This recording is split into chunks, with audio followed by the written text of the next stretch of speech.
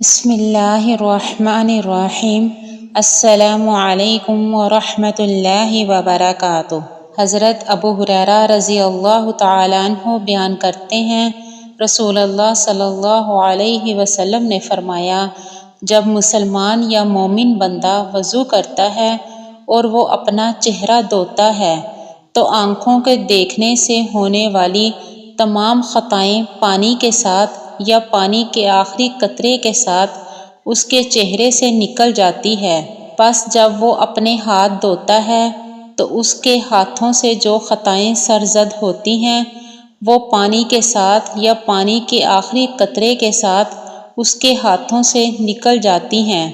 پس جب وہ اپنے پاؤں دھوتا ہے تو وہ اس کے پاؤں سے جو خطائیں سرزد ہوتی ہیں پانی کے ساتھ یا پانی کے آخری قطرے کے ساتھ اس کے پاؤں سے نکل جاتی ہیں، حتیٰ کہ وہ گناہوں سے صاف ہو جاتا ہے۔ حضرت ابو ہریرہ رضی اللہ تعالیٰ عنہ بیان کرتے ہیں، رسول اللہ صلی اللہ علیہ وسلم نے فرمایا، بے شک میری امت کے لوگوں کو قیامت کے دن بلایا جائے گا تو وضو کے نشانات کی وجہ سے ان کے ہاتھ پاؤں اور پیشانی چمکتی ہوگی۔